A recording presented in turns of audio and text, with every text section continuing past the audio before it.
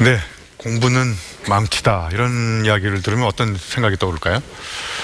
제가 인터넷에다가 공부는 망치다라는 책을 써서 이렇게 이야기를 알려보다 보니까 는자를 를로 바꾸더라고요. 그래서 공부를 망치다 이렇게 그러니까 공부를 망치는 거하고 공부는 망치다하고 한 글자 차이인데 엄청난 차이가 있는 것 같죠?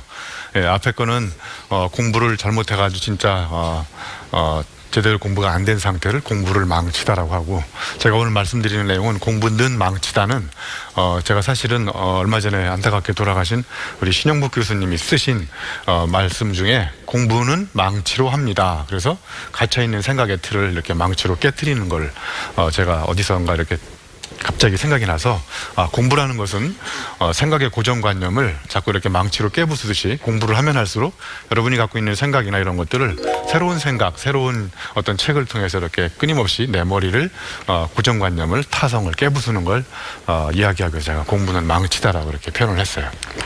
자, 여러분, 그 프랑스의 미식가 중에 한 사람이 있었는데, 이 사람은 어떤 이야기를 하냐면, 당신이 먹은 음식을 말해달라. 그러면 내가 누구인지, 당신이 어떤 사람인지 알려주겠다, 이런 이야기를 했거든요. 그러니까 이 이야기는 뭐냐면, 여러분이 먹은 음식이 여러분이 누구인지를 알려주겠다. 음식을, 어떤 음식을 먹는지에 따라서 여러분이 누구인지를 결정한다는 거예요. 이거 대단한 이야기 아닌가요? 그러면 저는 이제 이거를 살짝 바꿔가지고 이렇게 바꿨어요. 당신이 어떤 공부를 해왔는지 말해달라. 그러면 내가 누구인지 말해주겠다. 네, 그래서 여러분이 어떤 공부를 인생 전반을 통해서 해가는지에 따라서 그 공부가 여러분의 생각을 결정하고, 그 생각이 바로 여러분의 모습을 결정한다는 거예요. 그래서 나를 바꾸려면 내가 공부하는 걸 바꿔야 된다는 거예요. 그죠? 그래서 내가 공부하는 걸 안 바꾸면 내 생각이 안 바뀌고, 내 생각이 안 바뀌니까 결국은 나도 안 바뀐다, 이런 이야기를.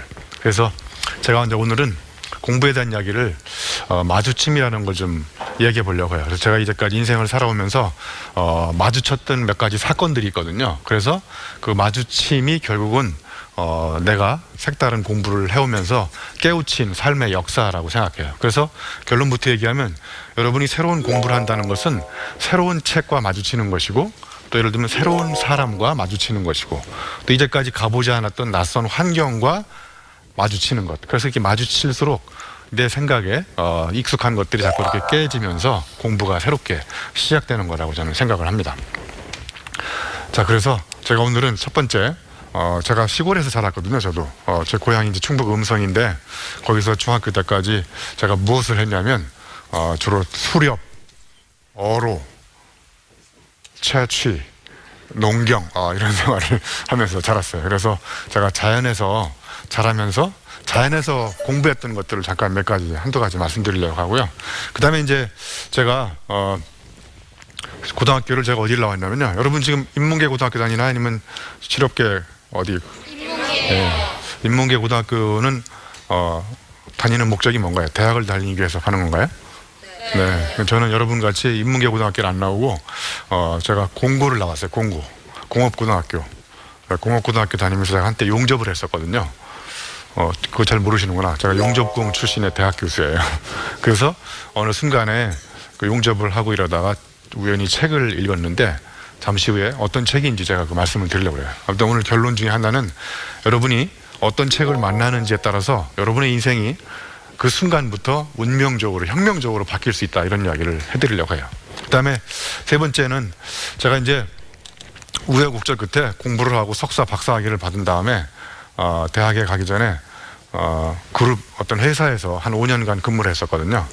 그래서 학교에서 배웠던 지식이 현실을 변화시키는데 별로 도움이 안 된다는 것을 실제 현장에 근무하면서 많은 걸 깨닫게 됐는데, 그래서 제가 오늘은 자연에서 만났던 것, 책에서 만났던 것, 그리고 현장에서 만난 이런 세 가지 사례를 통해서 제가 어떤 공부를 해왔는지를 여러분하고 잠깐 공유해 보려고 합니다. 자, 첫 번째, 여러분 자연에 가면 저렇게 토끼도 있고 참새도 있고 오리가 있는데, 저 세 마리의 동물들이 여러분이 다니는 학교에 입학했다고 생각해 보세요. 동물학교가 있다고 생각하시고, 그러면 첫 번째 교과목은 예를 들면 노래하기예요. 노래는 누가 제일 잘할까요? 참새. 네. 그 다음에 수영은? 오리. 그럼 수영할 때 누가 제일 스트레스를 받을까요? 토끼. 네, 토끼가 수영하는 토끼 보셨어요? 아니요. 네, 그래서 토끼 엄마가 바로 오리하고 비교해가지고, 야, 옆집에 저 토끼는 오리는 수영을 잘하는데, 예를 들면 너는 왜 오리만큼 수영을 못하냐, 예를 들면. 그러면 이제 토끼 엄마가 오리하고 비교해가지고 오리하고 수영을 비슷하게 할 수 있도록 학원을 계속 보내요. 수영 학원을. 그러면 토끼가 재밌을까요? 재미없을까요? 네, 재미없거든요. 근데 셋째 날 교과목은 눈 오는 날 산등성에 올라가는 등산 교과목이 생겼어요. 눈 오는 날 산등성에 올라가는 건 누가 제일 잘할까요? 참새가 눈 오는 날 산등성에 올라가요? 요즘에 새로운 신종 참새가 나왔나 보다. 네. 토끼가 제일 잘 올라가잖아요. 그러면 누가 제일 스트레스 받을까요? 오리. 네, 오리가 여러분 눈 오는 날 오리가 산등성에 올라가는 오리 보셨어요? 이번에는 또 오리 엄마가 토끼하고 비교해가지고 야, 옆집에 토끼는 저렇게 눈 오는 날 산등성에 잘 올라가는 너는 왜 이렇게 못 올라가냐고 이렇게 또 야단치고, 그래서 오리를 데리고 겨울방학 때 저런 알래스카나 이런 데로 빙벽 타기 훈련 갔다 오면 오리가 좋을까요? 네, 오리가 안 좋아하거든요. 제가 이거 왜 말씀드렸냐면, 여러분도 가만히 보면 여러분이 잘하는 게 있어요. 어떤 사람은 노래를 잘하는 사람이 있고, 어떤 사람은 글을 잘 쓰는 사람이 있고, 어떤 사람은 운동을 잘하는 사람이 있고, 저마다 잘하는 게 있는데, 우리가 잘하는 걸 찾아서 그걸 신나게 해야 그게 저는 진정한 공부라고 생각해요. 그래서 이 자연에 사는 동물들이 우리한테 던져주는 시사점은, 저 자연에 있는 저런 동물들은 남하고 비교를 하지 않아요. 여러분 혹시 토끼가 오리하고 비교해가지고 자기가 못하는 수영을 하는 토끼를 보셨어요? 네, 토끼는 그냥 수영 안 하고 살 수 있거든요. 그러니까 나한테 필요 없는 능력을 나한테 필요하다고 생각해서 필요 없는 능력을 필요한 능력을 바꿔서 자꾸 연습을 하기 시작하면 사람은 불행해지기 시작한다는 걸 제가 자연에서 배웠어요. 자, 그리고 여러분 여기 감나무가 있고 고엽나무가 있는데, 여러분 혹시 고엽나무가 뭔지 아세요? 아니요. 모르시죠? 그럼 감나무는 아세요? 네. 고엽나무는 저 도토리처럼 감의 크기의 약 10분의 1 정도 이렇게 도토리처럼 자라는 감나무를 고엽나무라고 해요. 근데 이 고엽나무에다가 상처를 내가지고요, 가지에다가 줄기에다가, 그 다음에 여기다가 고엽나무까지 상처에다가 감나무 가지를 이렇게 붙인 다음에 이렇게 꼭꼭 묶으면, 자, 질문을 드려볼게요. 감나무 가지에 붙어 있는 고엽나무 가지에 붙어 있는 이 감나무 가지에서 감이 열릴까요? 고염이 열릴까요? 네, 감이 열립니다. 근데 이쪽에서는 고엽나무 줄기에서 뻗어나가는 데서는 고염이 열리는데, 거기 상처를 낸 감나무까지 이렇게 붙여서 이걸 접목이라고 그래요. 접목, 나무끼리 붙이는 걸. 그러면 거기 붙어 있는 감나무까지에는 감이 열린단 말이에요. 그죠? 이거 우리가 이런 걸 나무에서 배울 수 있는 교훈은 뭐냐면, 내 몸에 상처를 내서 자꾸 다른 사람의 지식을 내 몸으로 자꾸 갖고 와서, 예? 내가 알고 있는 알미 자꾸 이렇게 깨지는 아픔을 체험해야만 내 알매 나무에서 더 큰 알매 열매가 열릴 수 있다는 거예요. 여러분 꿈을 꾸다고 얘기하죠? 예, 꿈을 꾸다는 말은 꿈을 꾸어오는 거거든요. 다른 사람의 꿈을 꾸어가지고 내 몸에다 자꾸 심으면 그게 내 몸에서 원래 꿈 꾸었던 것보다 훨씬 더 큰 꿈이 열리는 거예요. 저 고엽나무하고 감나무 크기를 비교해보면, 감은 이 정도 되는데 고엽은 요만하잖아요. 그죠? 요만한 고엽나무에다가 감나무까지를 붙이니까 자기보다 10배나 더 큰 감나무가 열리듯이, 여러분도 여러분의 꿈에다가 다른 사람의 꿈을 자꾸 갖다 이렇게 심으면 내가 원래 꾸었던 꿈보다 훨씬 더 큰 꿈을 꿀 수 있는 게 저 고엽나무까지에 붙어 있는 감나무에서 배울 수 있는 저는 소중한 공부의 교훈이라고 생각해요. 잘 이해가 안 되세요? 네. 이해가 돼요? 네. 자, 여기 가운데 있는 새가 도요새인데, 도요새가 여러분 지렁이를 잡아먹고 사는 건 아시죠? 근데 지렁이는 비가 올 때 땅 위로 나오나요? 아니면 비가 안 올 때 땅 위로 나오나요? 비가 올 때 땅 위로 나오죠? 네. 그럼 도요새가 잡아먹는데, 이 도요새가 이제 고민이 시작되는 게 언제냐면, 가뭄이 심각한 날 지렁이가 다시 땅속으로 들어가요. 그러면 도요새가 굶어 죽었어야 되는데, 비가 안 오는 날도 도요새가 지렁이를 땅 위로 불러내가지고 잡아먹어요. 자, 그럼 질문을 2개를 드려볼게요. 첫 번째, 땅 속에 있던 지렁이는 땅 위에 비가 오는지 어떻게 알고 나올까요? 여러분 이걸 모르면 지렁이만도 못한 인간들이에요. 예? 선서가 부족해서 물이 찬다. 예, 그게 아니고 빗방울이 이렇게 땅을 두드리면 지렁이가 피부로 진동을 감지한대요.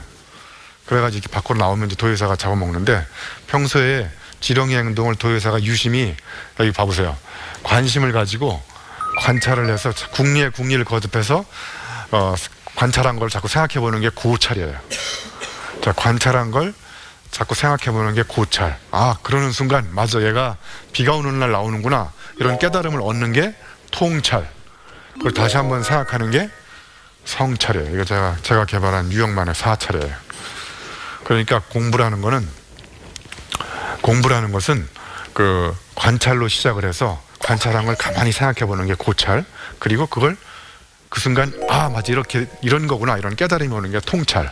그걸 다시 한번 생각하는 게 성찰이에요. 그러니까 공부라는 건 관찰, 고찰, 통찰, 성찰로 가는 네 가지 사이클이 공부라고 생각해요. 여러분 이 로댕에 생각하는 사람 많이 보셨죠? 네. 자, 그러면 제가 보여드렸으니까 로댕하고 똑같은 자세로 생각을 한번 해보시겠어요? 네.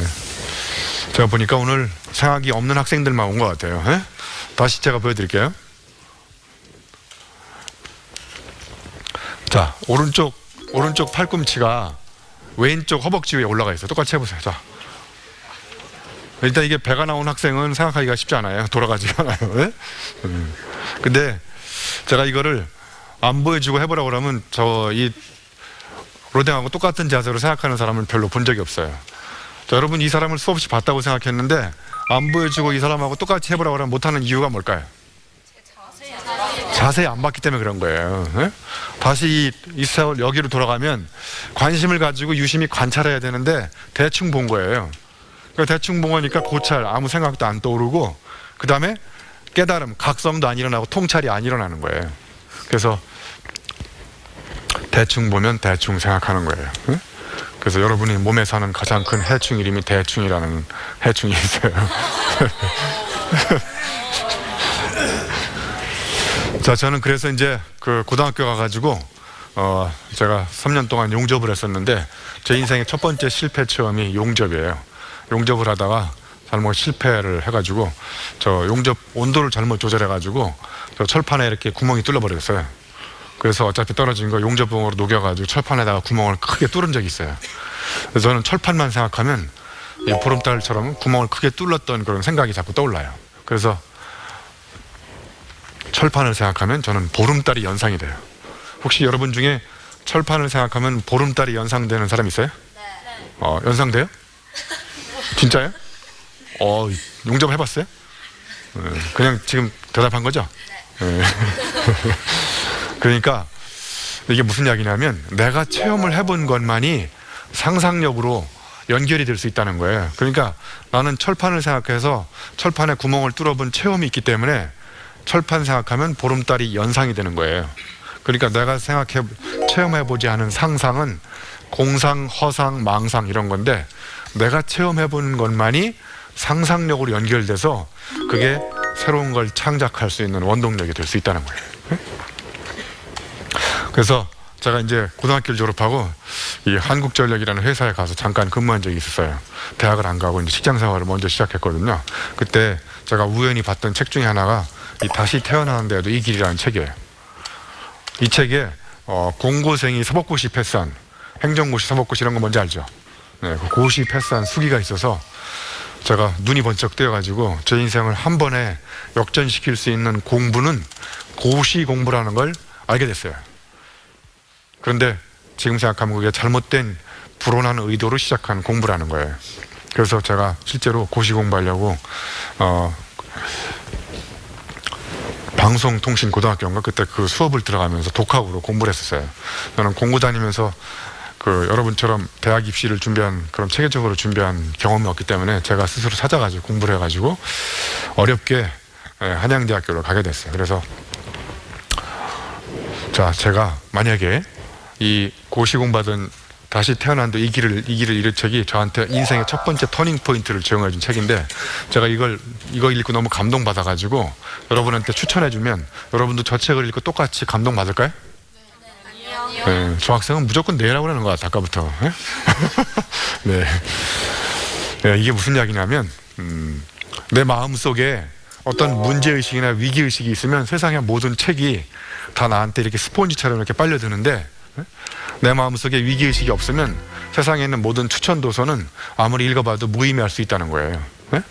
그러니까 저는 그때 내 삶의 돌파구를 마련하려고 문제의식이 있어가지고 저 책을 보는 순간 이 책이 바로 내가 찾던 책이라는 게 확 빨려 들어가지고 저 책을 읽고 제가 인생의 첫 번째 터닝 포인트를, 삶의 전환점을 마련한 책이거든요. 그래서 저는 세상에 있는 모든 독서법에 관한 책보다 여러분이 왜 내가 공부를 해야 되는지, 내가 왜 이 책을 읽어야 되는지 이런 걸 내 마음속에다 간직하는 것, 그 마음속에 문제의식이나 위기의식을 키우는 것이 저는 독서법보다 더 강력한 독서법이라고 생각해요. 그래서 제가 우여곡절 끝에 이제 군대 갔다 와가지고요, 고시 공부를 계속 할 것인지 말 것인지를 생각하다가 이제 고시 공부하던 책을 다 달밤에 불살라 버렸어요. 왜냐면 고시 공부한 이후에 내 인생이 별로 행복할 것 같지 않아서. 그래서 그때 내가 남에게 보여주기 위한 공부를 한 거예요. 내가 재밌어가지고 한 공부가 아니라 내가 이 고시 공부를 통해 가지고 내가 잘 됐다는 그 입신양명 출세를 위한 공부를 했다는 걸 깨닫고 고시 공부한 책을 다 불살라 버린 사건을 여러분 혹시 아실지 모르겠는데 분서갱유 사건이라고 그래요. 네, 분서갱유가 뭔지 알죠? 들어봤죠? 네, 정부 정책에 위배되거나 예를 들면 정권에 도움이 안 되는 이런 책들을 다 중국 정부 시절에 한번 불살라 버렸던 사건을 분서갱유 사건이라고 그래요. 자, 그 이후에 제가 이제 정말 책 읽는 재미에 빠져가지고요, 저기 5 to 9 for 10이 뭐냐면 제가 5시에 잠을 잤어요. 책 읽는 재미에 빠져가지고. 고시 공부하는 거는 시험을 공부하기 위한 억지로 공부하는 거라 재미가 없는데 그 이후에 고시 공부하는 책을 다 집어던지고 읽고 싶은 책을 마구 읽어대니까 너무 재미있는 거예요. 그래서 제가 5시에 자고 9시에 기상하는 이런 거를 약 10년 동안 했었어요. 실제로. 그래서 제가 써놨잖아요. 양적인 것이 축적이 어느 정도 되면 어느 순간에 질적인 반전을 일으킨다고. 네? 그래서 여러분이 원하는 재미있는 공부를 하게 되면 누군가가 시키지 않아도 그냥 잠을 안 자도 피곤하지 않은. 근데 여러분도 그런 거 경험해 보지 않았나요? 5시간이 지났는데 5분이 지난 것처럼 짧게 느껴지는 이런 거 경험해 보지 않았어요? 잠잘 때. 그러면 잠자는 공부를 계속 해야 되겠네. 근데 영어 수학 공부를 5시간 했는데 막 5분처럼 느껴지는 사람, 그런 사람도 있어요. 영어 공부가 너무 재밌어가지고. 그래서 중학교 다닐 때 제일 재밌었던 공부 과목이 영어였었어요. 제일 재미없는 과목은 수학. 그래서 공부는 나만의 색다름을 찾아서 나다움을 발견하는 과정이다. 그래서 우리가 공부라는 목적은 결국은 누가 시켜서 남하고 비교해서 남다르게 하려고 하는 게 아니라 내가 하면 나의 색깔을 드러낼 수 있는, 그게 나의 색다름이거든요. 그러니까 색다른 걸 자꾸 찾아서 공부하다 보면 남하고 비교하지 않아도 저절로 남달라져요. 그게 바로 나를 찾아가는 저는 공부라고 생각해요. 저는 그래서 그거를 대학교 1학년 2학기 때 나의 색다름, 내가 하면 재미있는 것, 이런 걸 찾게 된 두 번째 터닝 포인트의 공부였다고 저는 생각을 해요. 자, 여러분, 우리가 공부를 하면서 지식을 자꾸 쌓을수록 저 지식 바깥에 있는 선에 뭐라고 써 있어요? 빨간 글씨로. 이그노런스가 뭐예요? 무지. 그러니까 지식이 많아질수록 무지도 점점, 봐보세요. 지식을 제가 칸을 넓혀봤어요. 이랬더니 저 바깥에 있는 빨간 선의 크기도 더 커졌죠. 그러니까 저게 무슨 얘기일까요? 내가 아는 지식이 많아질수록 내가 모르는 것도 많아진다. 이런 거예요. 그래서 어둠 속에 빛이 동그랗게 비춰진 면적이 클수록 환한 부분을 둘러싼 부분도 어두운 경계선이 점점 늘어난다는 거예요. 그러니까 저는 공부라는 것은 내가 뭔가를 알아갈수록 내가 모르는 것도 많다는 것을 깨닫는 과정이 저는 공부라고 생각해요. 여러분, 이거에 대해서 어떻게 생각하세요? 맞는 이야기 같아요? 네. 질문하면 대답 좀 크게 하시고 그러세요. 여러분 대답할 날도 며칠 안 남았어요. 자, 그 다음에 이제 세 번째, 아까 예고해 드렸듯이 이제 현장에서 제가 마주치면서 공부했던 걸. 자, 여기 울산에 지하철 있나요? 그럼 지하철 어디 가서 타볼 수 있어요? 서울. 대구에 지하철 있나요? 네. 아무튼 여러분, 그럼 지하철을 타면, 지하철을 첫 번째 타면 첫 번째 취하시는 동작이 뭐예요? 앉을 자리가 있나 없나 확인하잖아요. 그죠? 그 다음에 자리가 없다 그러면 금방 내릴 것 같은 사람 앞에 가서 있지 않나요? 네, 맞잖아요. 그죠? 그 금방 내릴 것 같은 사람은 보니까 이 앞에 있는 학생이 제가 금방 내릴 것 같아가지고 이 학생이 서 있었어요. 그랬더니 제 느낌대로 이 학생이 다음 역에 내리더라고요. 제가 딱 앉으려고 하는 찰나에 제 인생 처음으로, 난생 처음으로 자리 잡기에 실패하는 체험을 했어요. 정말 예상치 못했던 일이 발생해서 제가 자리 잡기에 실패했어요. 어떤 일이 발생했을까요? 할머니. 가방을 던졌다, 아줌마가. 그게 아니고 이 학생이 내리니까 옆에 있는 학생이 아주 잽싸게 빨리 자리를 옮기더라고요. 옆으로, 빈자리로. 그리고 자기 앞에 있는 친구를 자기 자리에 앉히고 자기는 엄청나게 빨리 자리를 옆으로 옮기고. 그래서 가만히 있다가 자리 잡기에 실패했어요. 정말 이런 실패를 내가 난생 처음 당했어요. 그래서 다음에 자리 잡기에 실패를 안 하려면 어떻게 해야 될까요? 이제 더 민첩해야 돼? 이렇게 똑같은 자세로 서 있으면 또 실패하기 때문에 그 다음부터는 약간 가운데 서 있어. 이렇게 사이에. 아니면 이 상태에서 약간 이렇게 사선으로 서 있어요. 이 사람이 어느 쪽으로 내릴지에 따라서. 제 행동에 변화가 온 것은 책상에서 막 생각해가지고 나온 건가요? 아니면 나가서 해보니까 안 돼서 행동을 바꾼 건가요? 그러니까 진짜 공부는 책상에 앉아서도 일어나지만 현장에 가서 막 내가 생각했던 걸 이렇게 저렇게 해보다 보니까 이렇게 하면 안 되는구나. 그죠? 그럼 되게 하려면 다르게 바꿔야 되는구나. 이런 깨달음을 주는 것은 내가 앉아서 공부를 열심히 하는 것도 필요하지만 여러분이 공부했던 걸 나가서 자꾸 실험해보고 적용도 해보고 이전과 다르게 모색도 해보고 이렇게 하는 게 저는 정말 소중한 공부라고 생각해요. 제가 4년 전에 사하라에서 마라톤 뛴 적이 있거든요. 사하라에서 마라톤 뛰어본 사람 있어요? 네, 없잖아요. 이 세상에는 딱 두 가지 부류의 사람이 있더라고요. 저같이 사하라에서 마라톤을 뛰어본 체험이 있는 사람하고 여러분같이 안 갔다 온 사람. 안 갔다 온 사람은 갔다 온 사람의 이야기를 자세를 낮추고 기분 나빠도 들어야 돼요. 그래서 오늘 들으러 오신 거죠? 네. 근데 저게 하루에 40km씩 6박 7일 동안 250km를 가는 거예요. 근데 제가 완주를 안타깝게 못했어요. 한 3일째 되는 날 탈진 상태가 와가지고 체력이 고갈돼가지고 120km 지점에서 내가 쓰러졌어요. 아쉽잖아요. 그죠? 그래서 제가 고민하다가 이제 포기하고 돌아오면서 이런 명언을 남겼어요. 절대로 포기하지 마라. 이런 말을 절대로 쓰지 마라. 이런 말 처음 들어봤죠? 네. 여러분, 이 세상에서 가장 불행한 사람이 누구냐면 내가 좋아하는데 잘할 수 없는 일을 붙잡고 절대로 포기하지 않는 사람이 있어요. 그거는 빨리 포기해야 돼요. 네? 그러니까 여러분, 윈스턴 처칠이 얘기한 절대로 포기하지 마라, 절대로 포기하지 마라, 절대로 포기하지 마라, 이 세 마디를 여러분 믿고 살다가는 인생이 크게 망가질 수도 있다는 거예요. 그러니까 여러분 청소년 시절에 여러 가지를 막 이것저것 해보고 그래서 내 몸이 이거 내가 하면 재밌는 거다, 이건 몸이 안다는 거예요. 몸이. 그러면 그걸 계속하면 여러분 그 분야에 엄청난 위협을 달성할 수 있지만 내가 하면 자꾸 재미없고 실증 나고 이런 것들을 포기하지 않고 계속하면 그건 여러분의 인생을 망칠 수도 있다는 거예요. 예?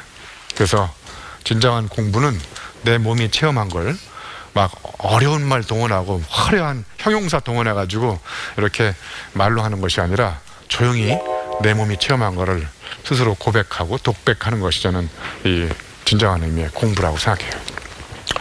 제가 그리고 2년 전에 드럼을 쳤었거든요.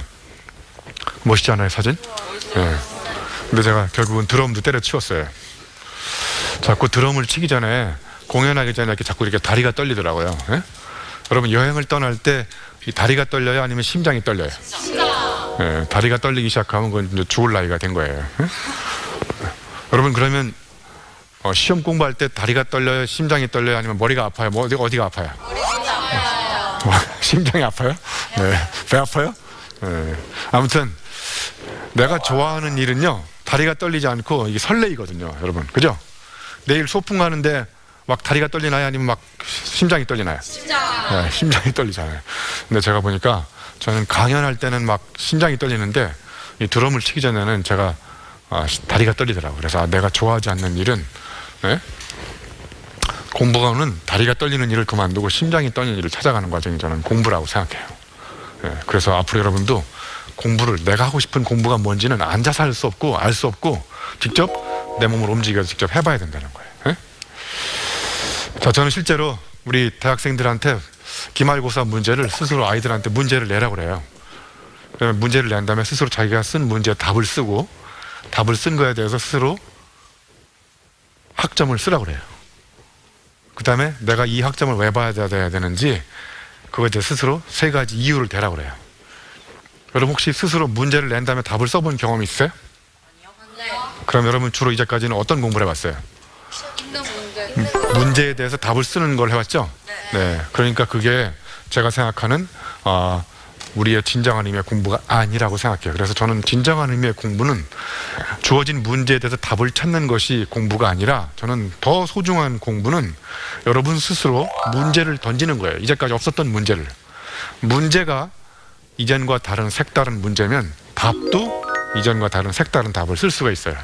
그래서 우리와 다른 교육을 하는 유태인 교육의 가장 핵심은 질문 중심의 교육, 문제 중심의 교육을 한다고 해요. 그래서 우리는 어렸을 때부터 문제에 대한 답을 찾는 공부를 해왔지만, 앞으로 우리가 정말 해봐야 될 공부는 누구도 던지지 않는 문제를 던지는, 질문을 만드는 이런 교육이 저는 훨씬 더 필요하다고 생각합니다. 여러분 혹시 이그 노벨상이라고 들어보셨나요? 이게 실제로 노벨상을 타다가 떨어진 사람들한테 주는 상이에요. 실제로 미국에서 한 번씩 이그 노벨상을 줘요. 자, 이그 노벨상은 이런 상이에요. 예를 들면 여러분 딱따구리 새 아세요? 네, 딱따구리가 집을 어디다 져요? 나무에다 질 때 어떻게 져요? 나무를 파죠. 뭘로 파요? 네, 부리로 막 파죠. 그럼 어떤 사람이 이런 호기심이 생긴 거예요. 딱따구리는 부리로 나무를 파는데 왜 쟤는 두통이 안 걸릴까? 여러분 이런 혹시 호기심 가진 적 있어요? 없잖아요, 아무도.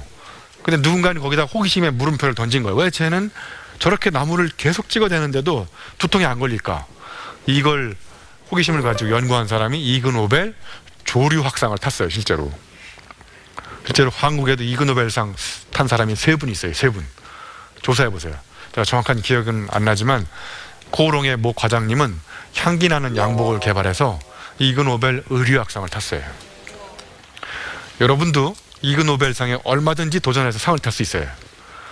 누구나 다 익숙하다고 생각하는 것에 호기심의 물음표를 던져서 그걸 끊임없이 연구해가지고 실제로 한번 내보세요. 그러면 누가 알겠습니까? 이그 노벨상을 탈 수 있죠. 네?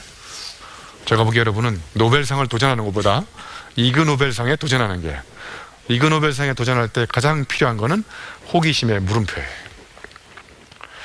그래서 공부는 호기심의 물음표를 던져서 감동의 느낌표를 찾아나가는 그런 과정이라고 생각해요.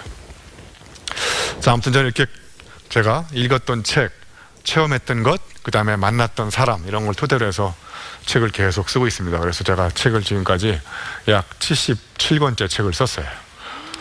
77번째 책이 오늘 여러분한테 말씀드리는 이 공부는 망치다, 이 책이에요. 그래서 이렇게 자꾸 책을 쓰니까 정치권에서 자꾸 유혹이 와요. 정계 진출하지 않겠냐고, 유명해지니까. 그런데 제가 정치권에 갈 수 없어요, 정계에.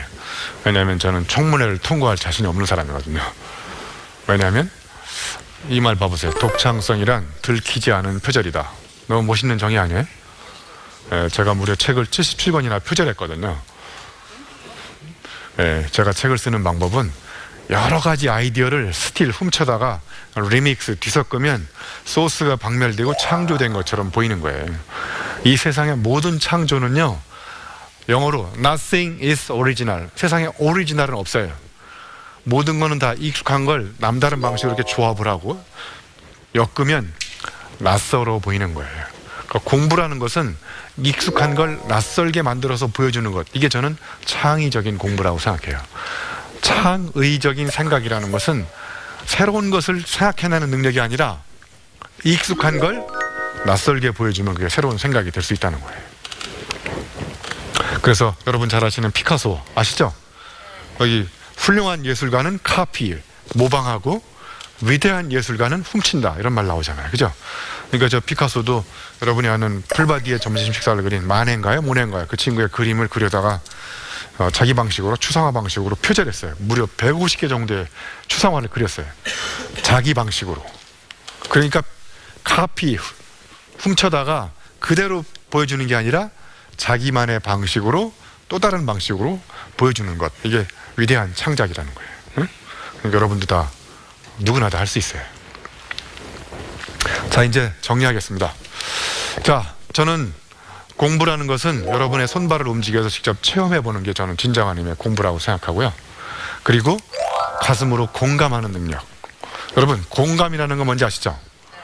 타인의 입장이 돼가지고 그 사람의 아픔을 내가 가슴으로 생각하는 능력이 공감 능력이에요. 그런데 저 공감은 내가 체험을 해보지 않으면 공감 능력이 안 생겨요. 내가 직접 체험을 하면서 그 사람 입장이 돼가지고 행동을 해보니까 아, 그 사람이 이렇게 해서 아프구나. 그래서 저 사람이 이래서 이런 행동을 하는구나. 이거는 앉아서 생각하는 게 아니라 그 사람 입장이 돼가지고 행동을 해보면 그 사람이 왜 그런지를 가슴으로 생각할 수 있는 거예요. 자, 그 다음에 이제 마지막은 여러분이 책을 읽고 새로운 지식을 끊임없이 습득해가지고 여러분이 기존에 갖고 있는 앓에 자꾸 이렇게 생채기가 생기는 거예요. 네? 그래서 저는 앓은 상처라고 생각해요. 이 상처를 치유할 수 있는 유일한 방법은 여러분이 또 다른 공부를 계속해서 기존의 앓에다가 생채기가 상처가 생겼으면 그 앓에 이렇게 또다시 자꾸 이렇게 뭔가를 덮어 씌우고, 그래서 공부가 계속될수록 생채기가 생기고 또 생채기가 치유가 되고 또 생채기가 생기고, 그래서 영원히 공부는 상처를 만들어 나가는 과정이라고 생각해요. 그래서 손발을 움직여서 체험을 해보고 하트, 가슴으로 공감하고 머리에 앓에 생채기가 생기고 이것을 끊임없이 공부하는 것, 이게 저는 공부의 마지막이라고 생각하고요. 그래서 우리가 이제 정말 공부하는 목적은 공부에서 남주자 이런 말이 있어요. 그래서 저기 공부가 한자가 두 가지가 있죠. 하나는 공부, 또 하나는 공부에 하나는 힘력자가 붙어 있고 손수자가 붙어 있잖아요. 그래서 공부를 공들여서 해가지고 도와줄 부자거든요. 내가 공부한 걸 가지고 다른 사람을 도와주는 것, 이게 공부란 사람의 진정한 미덕이라고 생각해요. 그래서 여러분도 여러분의 이익과 여러분의 출세를 위해서 공부하는 것도 있지만 내가 진정 내 분야의 경지에 이른 다음에 나의 전문성을 가지고 다른 사람의 아픔을 치유하고 다른 사람을 도와주고, 이런데 우리가 공부하는 진정한 목적이 있지 않을까, 이런 생각을 해봤습니다. 제 강의를 여기서 마치도록 하겠습니다.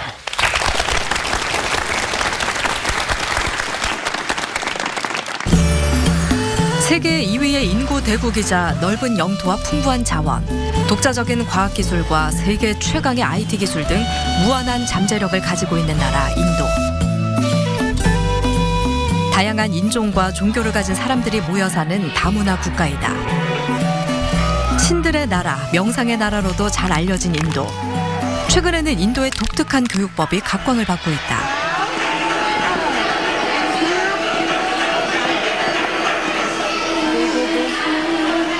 그중 인도 교육의 핵심이라 할 수 있는 경전 암송. 종교적 전통이었던 암송이 지금은 교육 현장에서 활용되면서 인문 사회과학 교육의 근간이 되고 있다. We are doing meditation because meditation is the best thing for memorizing, and we are enjoy with our subject as like Sanskrit. We are enjoy with Sanskrit, not reading. We are enjoying. We are live with joy in Sanskrit, and we are lost the paper and pens. And we are continue slow motion reading and singing. So we are memorizing everything. 산스크리트어로 된 경전을 몇 시간이라도 술술 암송할 수 있는 인도 학생들.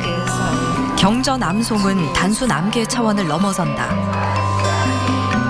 많은 지식과 지혜가 함축되어 있는 경전을 암송함으로써 학생들은 자연스레 많은 것을 배우고 깨닫게 되는데, 경전 암송이 정규 과목으로 편성돼 있을 정도로 인도에서는 암송 교육을 강조하고 있다.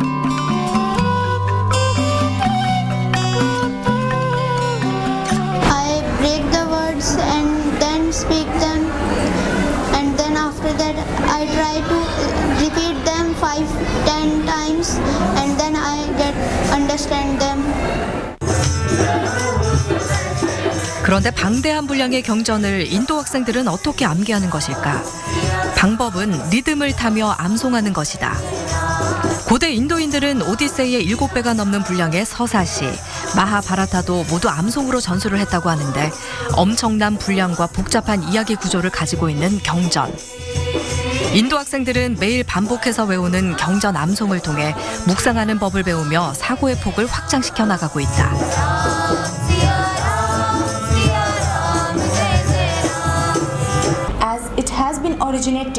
인도 교육의 또 하나의 강점인 발표 수업. 수학 교육에서도 발표와 토론 수업은 예외가 아니다. 인도의 고대 경전인 베다에 기반해 만들어진 인도 고유의 특별한 수학 체계 베다 수학. 지금은 배다 수학에 나오는 수학 공식에 대해 학생들이 자유롭게 발표하며 이해하는 세미나 수업 시간인데 학생들은 발표 수업을 통해 본인이 습득한 지식을 정리하고 다시 한번 자기 것으로 만드는 훈련을 하고 있다. The second number is 94 and its effective base is 100. Study is not very difficult. Our teachers make it so much easy for us. It's like fun for all of us. Classroom is like a function. It's like a enjoyment of all of us. It's not difficult. Maths is very simple, and our Vedic mathematics, the tricks of Vedic mathematics, it has made it more simpler, from complex to simpler. Actually, it's like an innovation. A classroom like this encourages the students to solve more problems and to participate in other functions also. If in this type of classroom, children learn to speak, learn to anchor, and learn more things which they don't know even in their simple life. Far from their homes, they live here to study more and to know more things. So this type of classroom encourages them to know more things. 논리 정연하게 설명하고 토론하는 데에도 능숙한 인도 학생들. 논리 전개와 토론은 인도 교육의 핵심이다. 단편적인 지식을 습득하는 것이 아니라 발표와 토론을 통해 원리에 근본적으로 접근하는 교육 방식. 우리도 학생들이 공부의 즐거움을 찾을 수 있도록 우리만의 독특한 공부 방법을 모색해야 할 때다.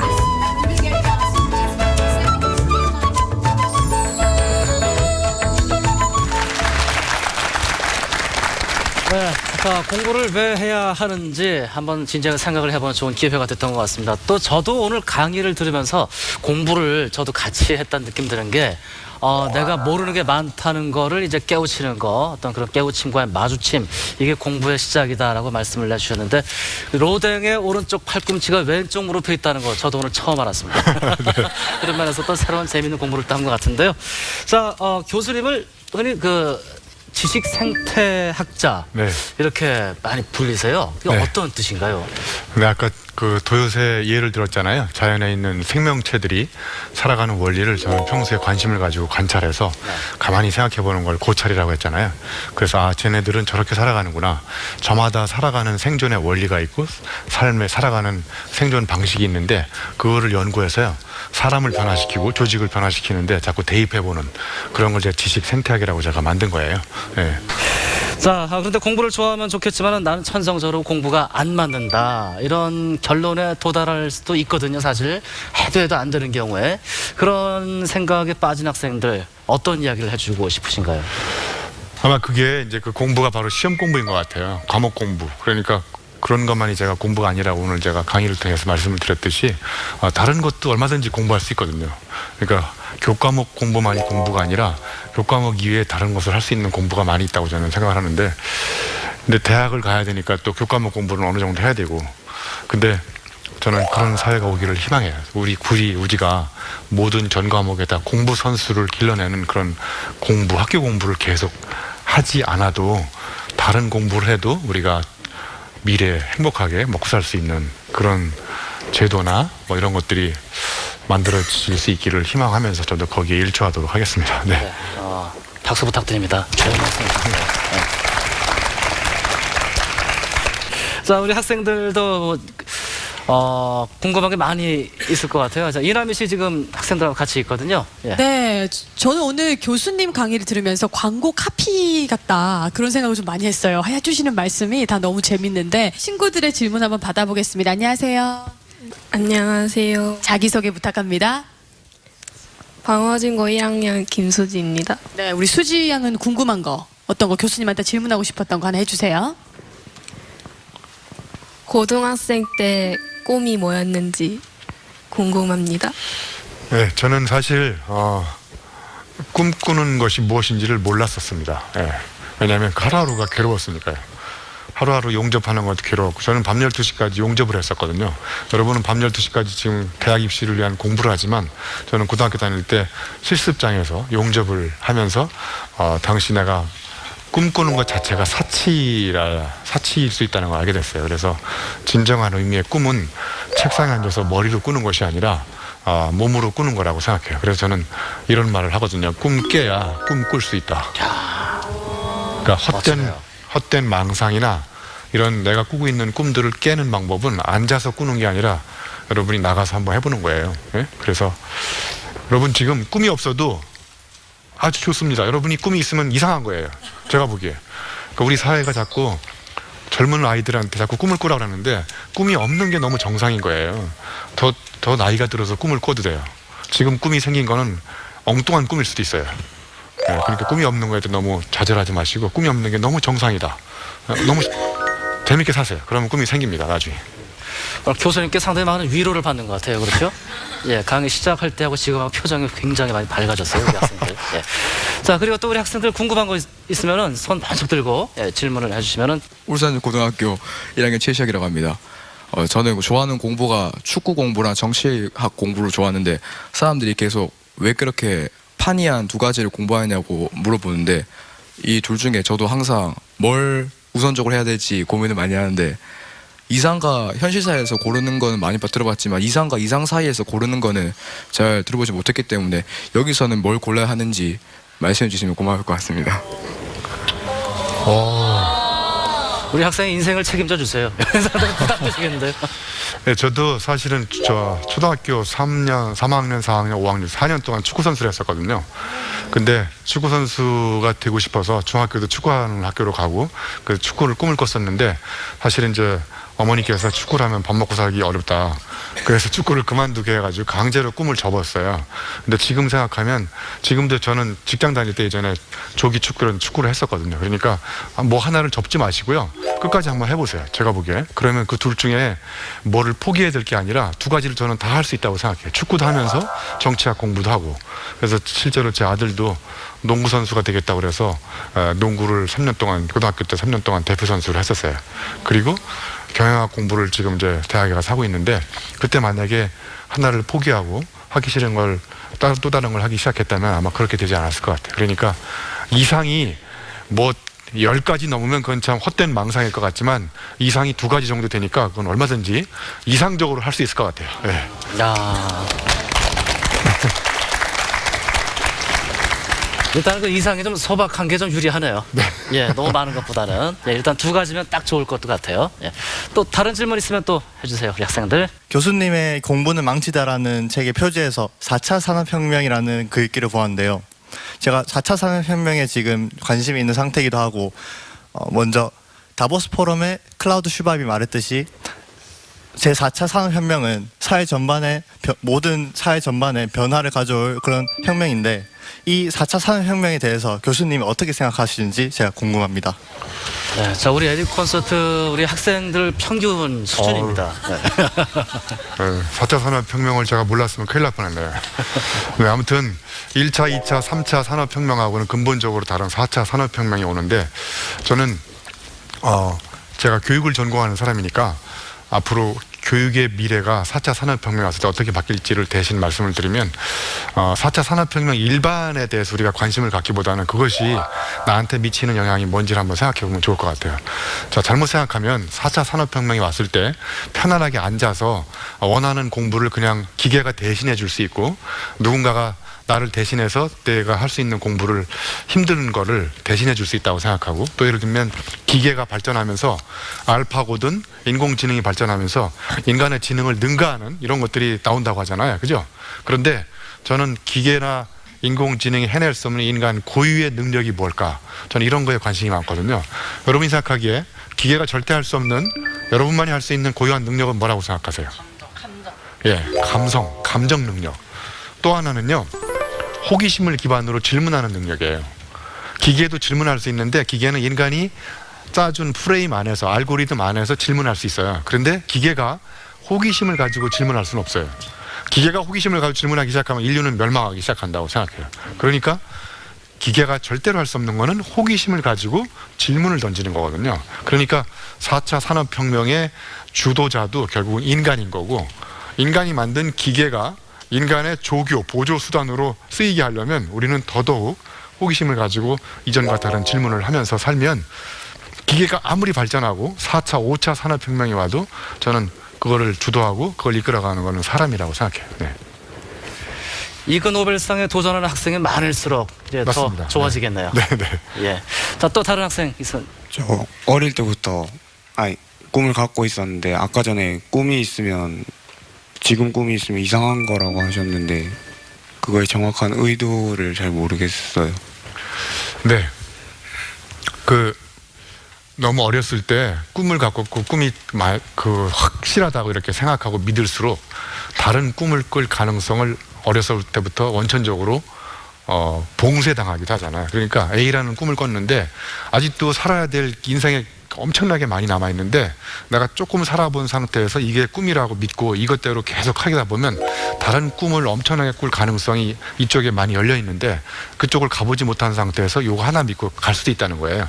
그러니까 뭐 나쁘다 좋다 이런 게 아니라 너무 어렸을 때 빨리 꿈을 꿔가지고 그걸 꿈을 믿고 다른 꿈을 꾸지 않고 그냥 그것만 계속 밀고 나가다 보면 엄청나게 다르게 살아갈 수 있는 재미있을 가능성이 있는 무한한 이 가능성의 세계를 그걸 닫아버리고 이쪽으로 갈 수도 있다는 거예요. 그러니까 그 꿈을 꾸되 그 꿈이 내가 정말 꾸어야 되는 진정한 꿈인지를 한 번 더 이렇게 질문을 던져보고 그거 말고 다른 꿈을 또 이렇게 시도도 해보고 도전해보라. 그런 가능성에 대한 걸 열어보라고 제가 드린 질문입니다. 네. 그러니까 꿈이란 걸 적을 때 그러니까 지울 수 있게 연필로 적어도 되는 때다 지금. 네, 맞습니다. 지워지지 않는 유성펜으로 아직은 쓰지 말고 네. 나중에 정말 지워지지 않는 유성펜으로 써야 할 때가 분명히 오니까 그때 써도 늦지 않겠다. 우리 아나운서님한테 박수 한번 주세요. 네. 이 에디 콘서트 진행하다 보면 여기 주워 듣는 게 참 많아가지고요, 저도요. 자, 공부는 가장 나다움을 찾아가는 길이라고 합니다. 일단은 나다움을 찾아가는 그 길을 걷는 사람은 바로 나 자신이 아닐까 싶고요. 계속 끊임없이 물음표를 던지는 과정에 공부의 완성이 있지 않을까 싶기도 하고 또 그 끝은 여러분의 행복이 기다리고 있지 않을까 그런 확신을 한번 가져보면서 에디 콘서트 오늘 순서 여기서 마무리할까 합니다.